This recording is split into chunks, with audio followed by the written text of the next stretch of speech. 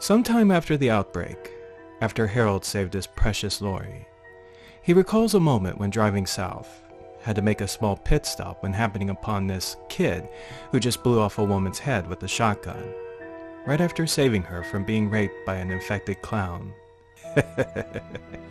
Circus freaks and bikers. Quite the wonderland. Harold could clearly see that this woman was not infected when she had her head blown off, so which begs the question, why? Why would this young man choose to kill her? And the short amount of time Harold had to witness this, he couldn't help but see a little bit of himself in this boy. Fear, cowardice, and appetite, while his brothers were off in the distance fighting in a losing battle. Oh yes, Harold knows the urges, and how this boy was driven, and failing to see the opportunity and opportunities before him. Oh no, my friends. The world has changed. The rules are now different. This boy was the only one who had any sense, and opportunity. Fear and cowardice are now the ways of survival. And the day when the world turned red, Harold knew. He knew that it was the opportunity to become a ruler of this world. What was the boy's name? Eddie? Edmund? Edward? Whatever. Oh, how that boy had so much opportunity for this new world, and he wanted to waste it all away, out of shame. And it would be a shame, and such a waste. And Harold, teaching young Eddie thy ways. It's not about what would Jesus do, or what would the cross do. It's about what would Harold do.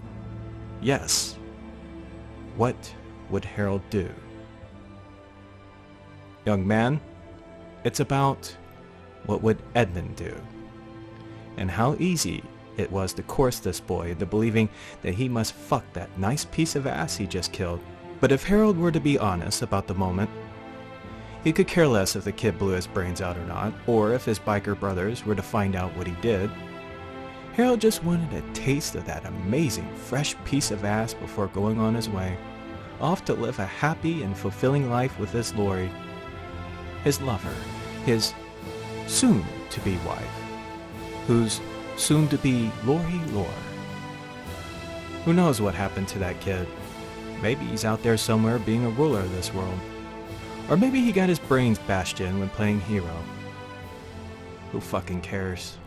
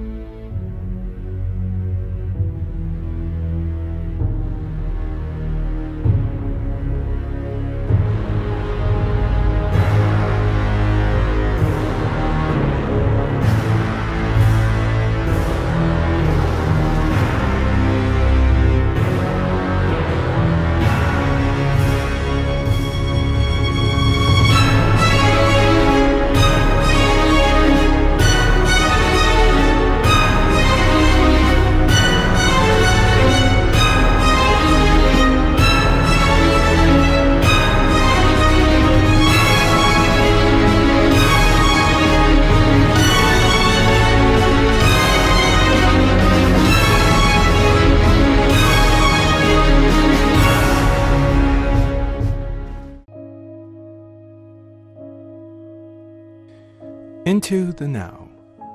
Harold has a mission, now a ruler of this world in his own unique way, who's on a quest for his precious Lori, and nothing will hinder him from getting what rightfully belongs to him. And just recently, his mission was threatened, nearly ruined by an impatient asshole and a filthy whore, who are now no longer a threat to Harold and his quest. It's just sad how Amanda had to see the horrors of that cellar. What became of Claire and Darwin? Even though Harold pleaded for Amanda to not go in there, she just had to see it for herself. Someone who's so innocent, so kind, should never have to see something like that. But I guess some people just have to witness things for themselves, and Harold can understand that. It took some time, but the way Harold managed to set up the bodies was a lot of work, Sometimes creating a story is not easy. Before the cross left and it was safe to leave, Harold had to create a scene to cover up his work. Noticing the cross outside had a signature of wearing people's faces and skins, it was the perfect opportunity for Harold to make it look like what happened to Claire and Darwin was their work, which was quite easy to reproduce. To cover up what Harold did to Claire's lips, that's why he removed her entire face, and also the flesh on her chest to make it more convincing. Harold was still upset that Darwin didn't suffer enough. Harold promised that he would do it better. And yet, Darwin here went out too quickly, which is why Harold tore off Darwin's penis and shoved it down his throat. It's still there if you want to take a look. So to make the scene more convincing, Harold smashed the window and carefully collected all the glass pieces to place them inside, making it look like the cross found Claire when seeing them through the window.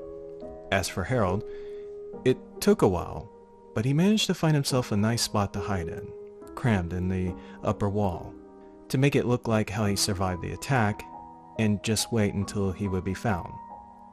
Harold was glad that it was Rick who found him, but Amanda had to go and see.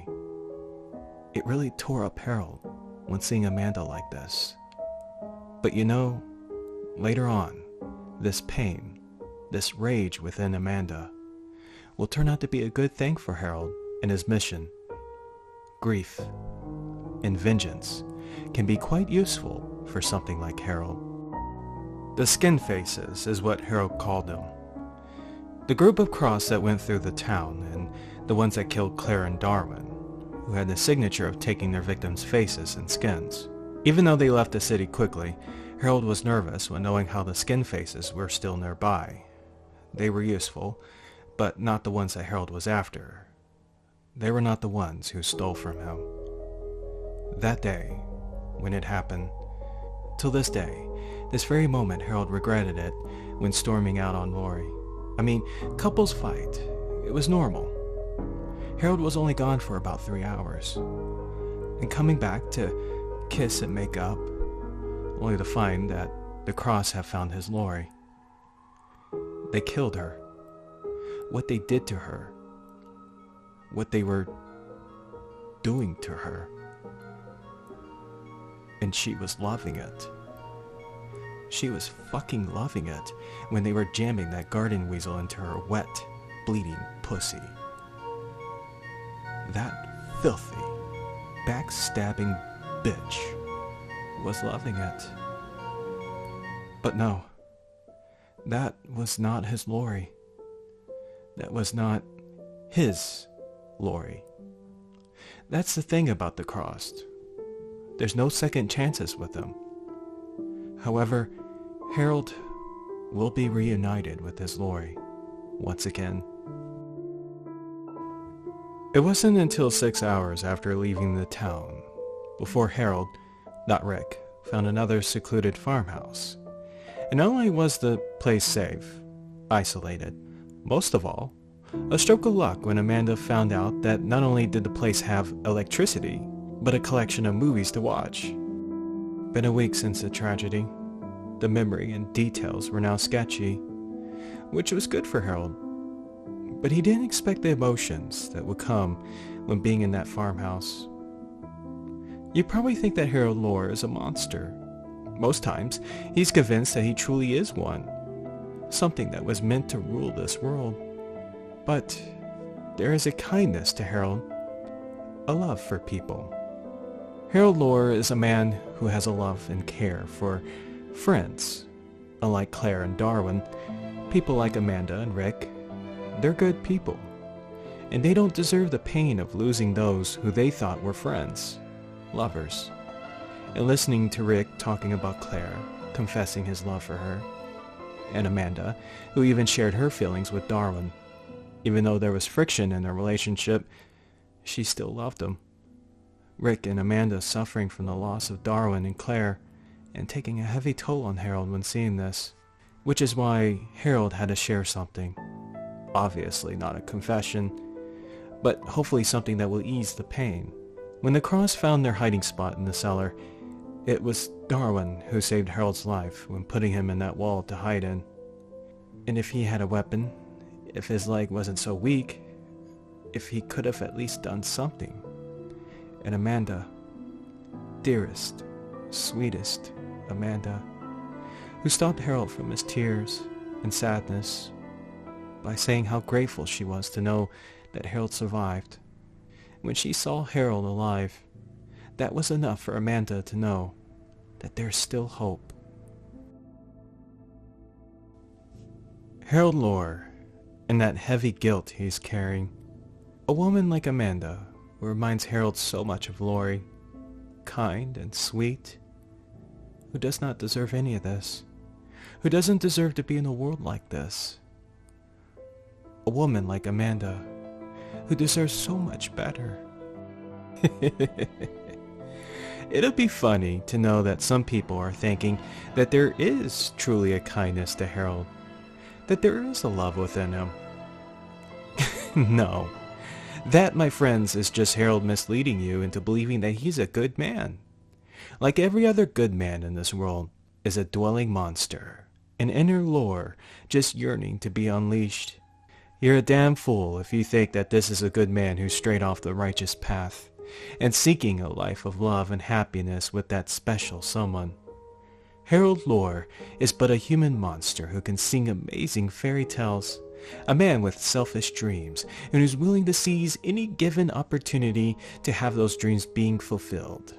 And this kindness, this love you're seeing, is not love, but a horror that's bound to become a traumatic nightmare.